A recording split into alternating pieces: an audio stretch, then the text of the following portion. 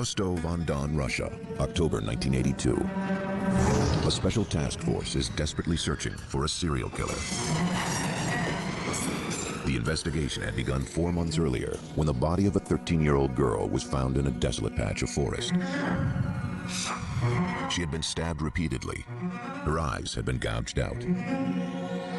There's a Russian superstition that the last sight that a murder victim sees is somehow imprinted on the surface of the eye.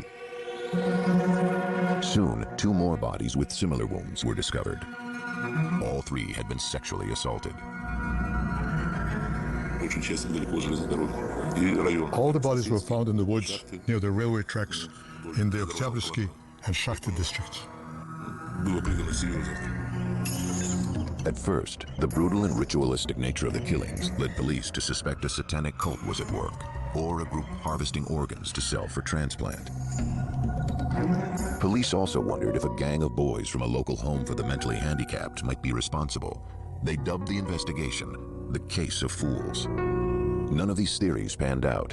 In the Soviet era, local investigators were not prepared to understand the brutal nature of the killings. They had not dealt with anyone of his caliber before. They were reluctant to admit that things like this would occur in a communist state. The best they could do was gather bits of evidence. We got down to serious work, first of all, with the identification of the bodies and then forensic tests of the remains. Despite these efforts, the body count rose. By 1984, we had found 23 bodies. Some of the bodies were still fresh, which gave us a broader picture of the injuries and the killer's behavior at the site of crime. Many of the victims were young girls and boys who had been discovered in the wooded areas around Rostov. All had been mutilated. When they found some of the victims, you could still see the reflection of horror in their eyes. It was very hard to look at because many were just children. There were cut abdomens, amputated breasts. It was horrible to see. And in many cases, it was clear that those body parts had been removed by the teeth of the killer. A lot of the bodies were found near transportation points, bus stations, train stations in particular, which indicated that the killer, whoever he was somebody who used the Soviet transportation system extensively. Despite clear evidence that a serial killer was on the loose, Soviet police and the Communist Party-controlled media refused to release any information. In the absence of real facts, rumors spread throughout the region. There were rumors of people with state black limousines, scarfing up children in the countryside. But in the absence of any real media, these children disappeared and nobody knew that they had gone. With no solid suspects, Rostov police began a wide-ranging manhunt, arresting nearly anyone who looked even vaguely suspicious. They had a lot of manpower, and they deployed dozens and dozens of detectives trying to come up with suspects. But for 8 years, the killer remained at large. Initially, his victims tended to come more from the ranks of what they called women with disorderly sex lives. As time went on, he started to take more and more boys, innocent children, whoever he could lure and kill. He chose children whose physical stature made it easy for them to be manipulated. He chose prostitutes who were willing to go with a stranger. Police focused their efforts on transportation hubs. They put very high-profile police officers, uniforms, etc., in all but a few train stations or bus stations. All the large stations were patrolled by policemen in uniform. We were trying to play on the criminal's emotions and drive him into an isolated location. Undercover officers were used to keep these remote locations under surveillance. In early November, the strategy paid off. A plainclothes detective at an isolated train station spotted a man emerging from the woods. The officer noticed a smear of blood on his cheek and what appeared to be a severe cut on his finger. According to the policeman who was watching him, the suspect washed his shoes and cleaned his coat. The policeman in civilian clothes asked him to show his papers. He identified himself as Andrei Chikatilo, a 54-year-old grandfather and loyal Communist Party member. The detective did not have enough reason to hold Chikatilo. He did, however, file a report on the incident. 24 hours later, a passerby discovered a girl's body in the same woods. It happened the next day after Chikatilo had been stopped on the platform. The body had all the typical injuries on it. The chief of police immediately demanded the files of any suspicious individuals who were registered in the last 24 hours.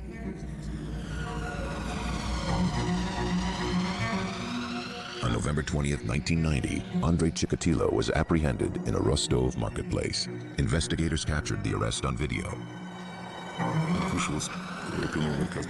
He had come out of the pub with a bottle of beer and tried to make contact with a young boy. We suspected that he might try to lure the boy away. And at that point, Chikatilo was arrested.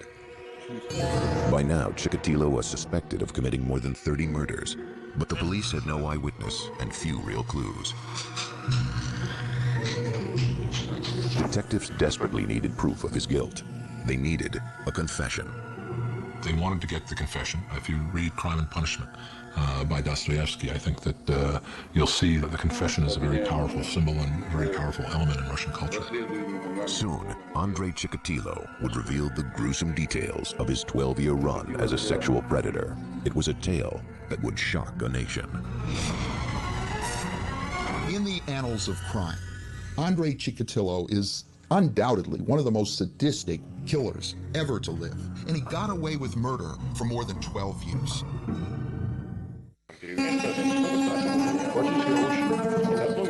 November 1990.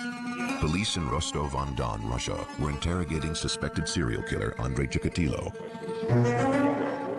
For 12 years, a sadistic killer had raped and murdered dozens of women and children. Authorities believed Chikatilo was the culprit. But so far, the father of two had admitted nothing. By law, authorities had 10 days to link him to the murders. Otherwise, Chikatilo would go free. On the 9th day, we invited the psychiatrist Bukhanovsky to talk to Chikatilo one-on-one. He spent the whole day with Chikatilo from early morning till very late at night. The techniques used by psychiatrist Alexander Bukhanovsky were much different than the intense police interrogation. I explained I wasn't his enemy, although not a defender either. In the medical language, there are no words like guilty and wrong. I wasn't his judge, but just a doctor. Chikatilo opened up to Bukhanovsky. After several hours of conversation, he began to confess his crimes. He probably, in some respects, wanted to be caught. I can't imagine somebody doing that for all those many years and not realizing that he was living in a hell of his own creation and wanting to be out of it. He took even a kind of smarmy, perverse pride in demonstrating his various techniques, which he did in the KGB gymnasium, where little dummies were used to represent the victims. Not only did Chikatilo admit to the 36 murders of which police were aware, he also described 17 more that they hadn't tied to him. From then we began to collect evidence to prove his connection to the other murders.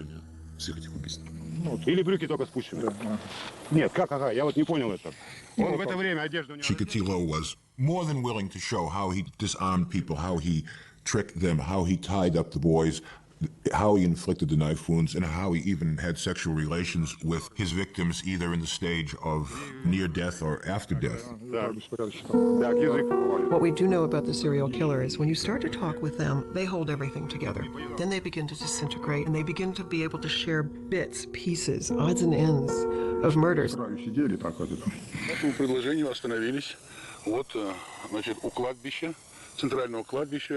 the evening of December 7th, 1990, police drove Chikatilo to the local village of Shakhty.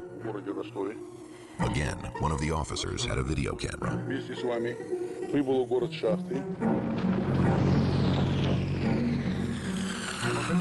Walking between the gravestones of a small public cemetery, Chikatilo brought them to the site of a shallow, unmarked grave. police dug until finally a child sneaker emerged through the earth. Chikatilo watched casually, detached from the proceedings. But these horrors would shock the Soviet nation.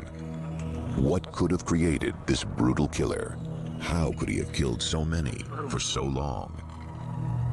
What would cause a person to slip over that line and become a serial offender of any kind?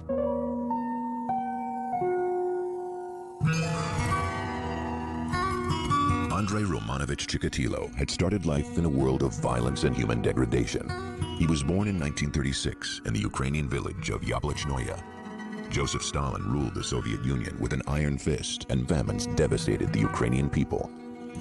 There were serious food shortages in Ukraine, partly as a result of the devastation of the war, and partly as a result of the agricultural policies of the Stalin-era Soviet Union. Under the banner of collectivism, Stalin forced peasant farmers to deliver their entire crops to the state for nationwide distribution.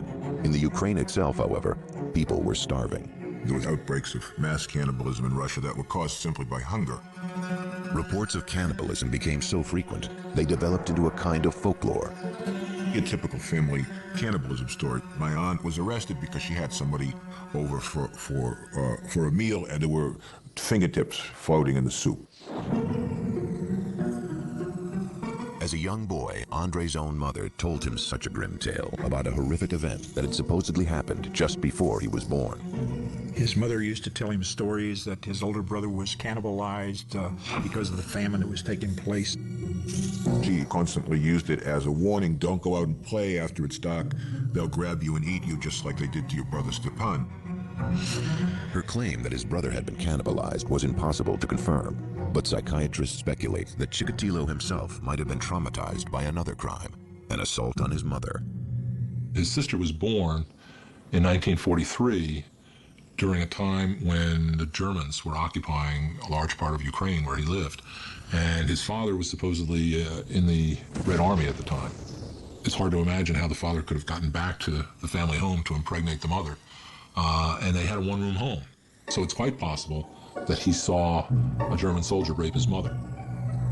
Also devastating in the eyes of 13-year-old Andrei was the fate of his father, taken prisoner by the Nazis. When Chikatilo's father finally returned home in 1949, he was suffering from tuberculosis. Rather than being rewarded for his war service, he was branded a traitor to the Soviet government. You either died in battle or you triumphed, and there was no third way that was honorable. Stalin's paranoia was such that soldiers who were captured by the Germans and held captive were considered suspect. Although the Communist Party made Andrei's father an outcast, Andrei's own devotion to the state was such that as a young teen, he became an active member of the Communist Youth League. Chikatilo was very genuine in his belief, in his professed public belief in communism. But with the onset of puberty, young Andrei realized that he was not like the other boys in the Youth League. He never fit in very well, and he felt embarrassed and humiliated generally about his lack of sexual prowess. His social circle consisted of much younger children, with whom he felt comfortable because they understood him, or elderly people who liked him because he was always a good boy. As a teenager, Andrei was attracted to young girls, but he was humiliated when he found himself unable to perform sexually. At that point, he was probably as attractive a man as he was ever going to be, and started having courtship with a girl in the village. And his impotence destroyed that relationship. It became a subject of gossip in the village. It was yet another insult to Chikatilo's fragile self-image, and a discovery that would torment him all of his life. By 1955, Andrei Chikatilo was desperate to escape Ukraine and memories of a miserable youth. By his late teens, Andrei knew that he was sexually inadequate. To compensate, Chikatilo decided to better himself in other ways. He set his sights on the prestigious Moscow University, hoping to earn a law degree. But he failed the entrance exam. Disappointed, he entered a vocational school. He wanted to believe in himself as a person who had studied hard, which he in fact had, and gotten a university degree. Not an insignificant accomplishment given his origins. That was another layer of acceptability, if you will, another layer to cover up what really existed with Chikatilo. In 1963, at the urging of his younger sister, the 28-year-old Chikatilo married. He was living with his sister, and she had a spinster friend, and the two of them were put together, and having no better prospects, they married. His new wife, Theodosia, was a 24-year-old daughter of a coal miner. At last he had found a person in life with whom he could communicate and relate and have something approaching normal emotional closeness. He never was capable of normal sexual relations with her, but there was, through a kind of masturbation and insemination process, an effort made to conceive children. In 1965, they were successful. The birth of their daughter Luda was followed by a son, Yura, 4 years later. Chikatilo found work as a communications technician. Throughout this time, he continued his studies, working towards degrees in Marxist-Leninism, engineering, and Russian literature. The family had a balconied second-floor flat in a nondescript block. By Russian standards, it was a pleasant life. Outwardly, Andrei was a good husband and father. Theodosia had little reason to complain. She might have felt, well, he's a party member, he brings home his salary, he's not drunk, and he doesn't beat me. Those last two things would set him apart in a favorable way from a lot of men in the Soviet Union. His marriage, his children, his membership in the Communist Party. That's what everyone saw, but that wasn't his true personality. Chikatilo had erected a modest and respectable facade for the world to see. Inside, however, he was desperately frustrated.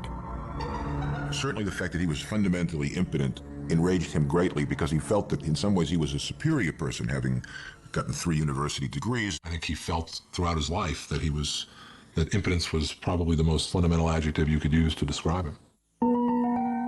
In 1970, Chikatilo accepted a job in a secondary school. As a teacher, the 34-year-old hoped to find acceptance and respect, and yet instead he found constant humiliation. His students didn't take him seriously. They refused to behave and smoked right in front of him in the classroom. He was altogether not the kind of person that would hold the attention of a class of children, and they mocked him. He was nicknamed the Goose by his students, and goose in Russian is kind of like jerk in English. It's someone who inspires zero respect. Worse, Chikatilo found himself enraged by the sight of young people around him falling in love and, in his mind, engaging in sexual activity. One thing that he wanted to change about himself and couldn't change was his sexual impotence. He felt the world had somehow inflicted a tremendous injustice on him. Any lowlife could enjoy the pleasures of sexuality, the joys of love, but he, Chikatilo, the educated, the brilliant, the special, the genius, could not, and that was a source of his fundamental rage. In the early 1970s, Chikatilo responded to his anger and frustration by secretly molesting students, both male and female. He felt so profoundly rejected by adults, he was unable to have sexual relationships with consenting adults, so he instead went to vulnerable children. In 1974, he was fired when allegations of his sexual misconduct with students became known. Rather than take the responsibility for exposing him, the director of the school simply got rid of him. And it was typical of what might happen in a Soviet society, and probably would happen in any society. Because the incidents were kept quiet, Chikatilo could simply relocate. He moved his family to the nearby town of Shakti. There he found a new position, teaching at vocational school number 33. Chikatilo's wife knew that he had little problems.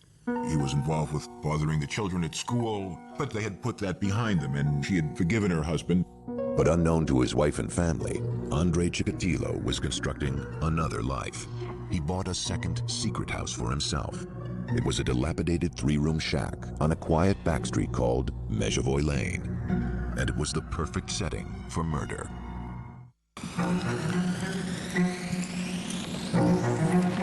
In Shakti, Russia, Andrei Chikatilo seemed to be a devoted family man. His inner life, however, was filled with dark and murderous desires. In 1978, he began to turn these feelings into action. First, he acquired a small shack in a rundown neighborhood. In December, he took a 9-year-old girl there. Her name was Yelena Zakatnova. Her friends called her Lena. He'd met her at a bus stop and offered her something Soviet children rarely enjoyed: bubblegum. She agreed to follow him to the house. He encountered this girl and had first discovered with her that violence on the body of a girl was something that would get him excited. As he began to molest her, he grew increasingly excited and wanted more direct sexual contact with her. He was unable to perform sexually, so he used a knife instead. It was the moment when he discovered that murder was his passion. After that, he knew himself in a new way. Afterward, he carried Lena to the nearby Grushevka River. He set her body in the water, then tossed her school bag after her. She was found 2 days later. Although policemen investigating the case came across some bloodstains near Andrei Chikatilo's secret house, he was not considered the prime suspect. The problem is, from the point of view of the police, that he had no criminal record. He was a party member. He had a wife. He had children. He did not fall into any of the categories that they were used to looking for criminals in. Rather than focusing on Chikatilo, police found someone they deemed a more appropriate suspect, a local man who had spent time in prison for rape. He was later convicted and executed. Having killed for pleasure, Andrei Chikatilo was now able to erase the sense of impotence he'd felt all his life. He had gained a piece of self-knowledge that he could never shake, which was that what turned him on was powerlessness and ultimately the murder of another person. Still, coming so close to being caught had frightened Chikatilo. For the next 2 years, he went to work, spent time with his wife and children, read the papers, and waited. He quit teaching to become a supply supervisor, or tolkach, a position unique to the dysfunctional Soviet economic system, where contracts for raw materials often went unfulfilled. The job of a tolkach was to go around to the various enterprises and try to get them to send the cement or send the rubber or send the steel or whatever it was that was necessary. It was normal for him to go on the road for several days to visit the supplying enterprises for his own enterprises and be gone without any supervision. It was not a particularly prestigious job for a man of Chikatilo's education. He traveled by train to various factories, trying to maintain the image of a dutiful Soviet citizen. He does have a struggle. I don't think he just gives himself over to, I am evil, personified. I think he says, what I'm thinking, what I'm wanting to do is not healthy, it's not good. In the case of someone like Chikatilo, the brilliance and the strength of the person was in this iron discipline of keeping the two halves of his personality utterly separate. For over 2 years, Chikatilo managed to keep his murderous rage under control. But finally, the dark side of his personality resurfaced. On September 3rd, 1981, while passing a library in Rostov-on-Don, Chikatilo spotted 17-year-old Larissa Chichenko. She agreed to take a walk with him along the Don River. Instead, he steered her into the woods. Again, Chikatilo was unable to perform sexually, but he remembered what had satisfied him 2 years earlier in the secret house on Mezhevoy Lane. He would attempt to have sex, normal sex with the woman. He would inevitably fail. That would release the great rage that lived and lurked inside of Chikatilo. Sex was the vehicle, but the basic need was to feel a sense of power over his victims. Chikatilo killed with even more brutality than before. He stabbed his victim repeatedly, then savagely bit her. He was really getting even. He was angry with humanity, but especially with women. He was seeking revenge, and he was getting revenge against the people who rejected him the most. With this second murder, the veneer of Chikatilo's normal life shattered. A pathology spawned by years of frustration took over. Chikatilo became a serial killer. He was a man who was impotent. What does the word impotent mean? It means literally without power. So in every case, whether he was dealing with the young boys, the young girls, or the young women, it was essential for Chikatilo to establish physical dominance and control over the victim. Gratification has been mixed up with anger and hostility, and one complements the other to the degree that you can't even separate them. He became intensely excited and even would spontaneously ejaculate during that mutilation that had taken place. Then he cut off pieces of his victims' bodies. Chikatilo admitted making the incisions, admitted removing the uterus, but would never quite cop to the fact that he ate the uterus. He said, I like to nibble on it, They were so pink and springy, those were the words he used. What had started as a quest for sexual satisfaction had now become a murder spree, the worst in Russian history. 1984, Rostov-on-Don, Russia. Andrei Chikatilo had now murdered 23 people. Faced with these brutal killings, police began to question anyone who looked suspicious.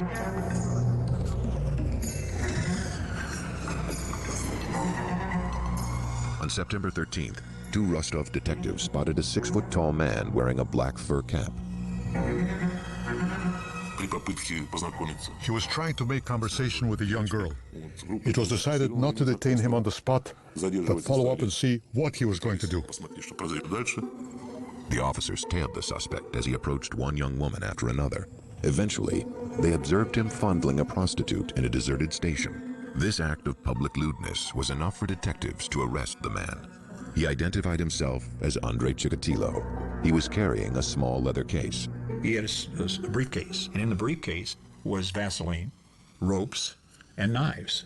Well, that sounds to me like what we refer to as a kill kit. But after questioning Chikatilo, investigators discovered that he was a devoted family man and a loyal Communist Party member. He was eventually released. They were looking for a young killer who had a criminal record, who might have been known as a sexual pervert in his community. He had gray hair, thick glasses. He was tall and skinny with a little pouch of a belly. He seemed to be just another face in the crowd of people that you would see in a provincial Soviet city. In addition, police laboratories mishandled a blood test that could have tied Chikatilo to the crimes. Well, the Russian police were, first of all, technologically in the Stone Age, and in terms of organization were on that level as well. So typically blood and sperm samples would get lost. That in itself was an example of the failures of Soviet science and of Soviet production capabilities. Chikatilo was free to kill again. Police were desperate to stop the attacks, so they decided to try an American criminological technique, psychological profiling. Psychiatrist Alexander Bukanovsky was recruited to create a psychological portrait of the killer. Preparing the criminal's profile took several months of hard work. I had access to top secret materials that have never been published. By analyzing this evidence, Bukanovsky painted an intriguing description of the killer. Bukanovsky said that the criminal was unsociable, that he was very ill. He stressed sexual perversions. He said the criminal could either be living on his own or with a wife, but he didn't have a sexual relationship with her. Yet it would take police another 6 years to capture Chikatilo. A lot of the factors that caused the demise of the Soviet Union were also at work in the Chikatilo case and enabled him to kill as long as he did and as many people as he did without being caught. Finally, on November 20th, 1990, after a 12-year killing spree and 52 victims, Andrei Chikatilo was arrested. Dr. Bukanovsky's profile would prove chillingly accurate. In his confessions, he says he enjoyed their cries, he enjoyed the blood, and he enjoyed their pain. Well, he's obviously a sexual sadist. What the serial murderer learns with the act of his first murder is that he can be in control. Because until this time, they've basically been the scattered pieces of an individual that has never made them feel that they are in charge. The most serious motivating force for a lot of people, if not all people, is sex. The desire to procreate, the desire to be a sexual being. And in his case, it was just a totally frustrated, humiliating failure that he struggled with all of his life. Spring 1992. Andrei Chikatilo, 56-year-old grandfather and loyal party member, stood accused of a string of gruesome and brutal murders. The Soviet Union had collapsed, becoming the Commonwealth of Independent States. Chikatilo's trial promised to be the first great spectacle of the post-Soviet era. The Russian people reacted with grim fascination. Once Chikatilo's case became more or less public knowledge, the local people were hideously aware that a serial killer was in their midst, and nothing spreads faster in Russia than rumor. And soon, Chikatilo would be given a nickname befitting his murderous deeds: the Butcher of Rostov.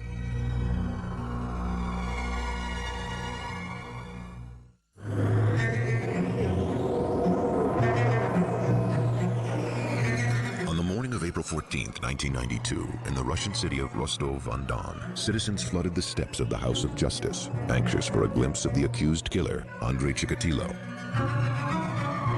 For months, newspaper headlines had branded him the Red Ripper, or the Butcher of Rostov. Chikatilo was dressed in a souvenir Olympic sports shirt provided by the court. His head had been shaved, a standard procedure to guard against lice. As proceedings began, the setting resembled a circus more than a murder trial. He was in a large iron cage in the courtroom. The cage was to protect him from the rage of the parents of the victims. He was never able to sit at a table and converse with his lawyer the way a Western defendant would have been. It was a bizarre scene. In the public seating, you had a number of family members of victims who were quite vehement in their desire to see him executed. And if they had had the option of seeing him executed by having wolves tear him apart, they would have voted for that. The victim's parents' reaction was understandably strong. When he was put in his cage, people rushed towards it and shouted, "Give him to us." But how else would you expect the parents who lost their children to behave? On the opposite end of the courtroom, Justice Leonid Akopyanov presided, flanked by ordinary citizens, the Russian equivalent of the Western jury. The judge read the list of charges. The volume of evidence filled 222 casebooks. The story they told was grim and horrifying in its details. The victims' ages varied from 9 years old to 45. They were both male and female. The ultimate point of the sexual act is to create life. Chikatilo's idea was that it should climax in death, so he was Mr. Anti-Sex, Mr. Anti-Life. It took 2 days for the judge to read through his list of indictments. On April 16th, the defendant was allowed an opportunity to address the court. Families of Chikatilo's victims screamed insults. Some fainted. In a rambling 2-hour statement, Chikatilo described himself as a man robbed of his genitals. Born impotent, Chikatilo claimed to be cursed by a lifetime of sexual frustration that had eventually driven him to murder. He asserted that he had never planned to kill, but that he had been seized with shaking and shivering and had lost control. He seemed at various times intent on proving that he was crazy. At some points that I witnessed, he jumped up and started shouting at the judge and then dropped his pants and exposed himself. At other times, he started cursing and screaming and so forth. Most observers believed Chikatilo's behavior in the courtroom was an act, an effort to gain sympathy. If found criminally insane, Chikatilo could be placed in a psychiatric hospital.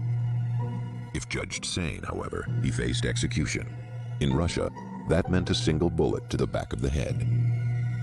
The definition of sanity and insanity from the legal point of view, which is an international definition and was used in the Soviet Union, was, can the person in question tell the difference between right and wrong?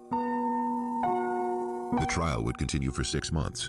Throughout, Chikatilo presented himself as a wretched victim of nature's indifference and a gruesome metaphor for Russia's 70-year failed social experiment.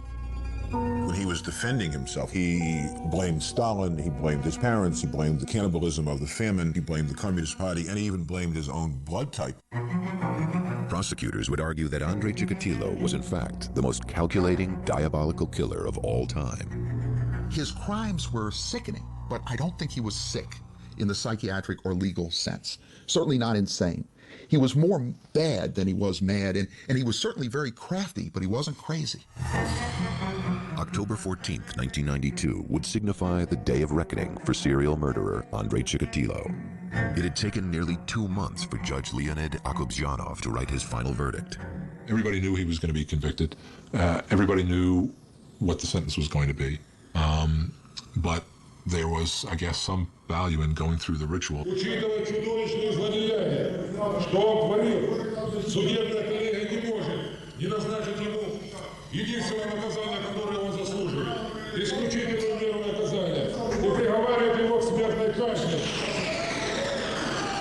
After a 12-year murder spree, final justice came swiftly. On February 15th, 1994, Andrei Chikatilo was escorted through the halls of Rostov prison and led to a private cell. There he was executed by a single shot behind the right ear. In the aftermath of his execution, writers, reporters, and victims' families attempted to find some trace of humanity in Andrei Chikatilo. But in many ways, this man, who committed extraordinarily cruel crimes, remains an enigma. He spoke himself of some of his motivations, and yet, when you hear any single explanation, it never rings with sufficient truth to explain the hideous crimes that this man committed. Having seen the dead bodies of so many victims, it may have seemed natural for me to hate him. And that is what I felt until Chikatilo was finally captured. At that point, I realized that Chikatilo wasn't in control of what he was doing. He was a very sick person, acting against his will. Whether you believe that he was the victim of the circumstances under which he was born, or whether you believe he was an evil person who used free will to do what he did and wanted to kill, that evil that grew in him is not something that's alien to all of us. Perhaps the final judgment on the life of Andrei Chikatilo was written by the killer himself, an expression of guilt and self-loathing that at the same time hints at his gruesome, violent nature. And now my brain should be taken apart, piece by piece, and examined, so there wouldn't be any others like me.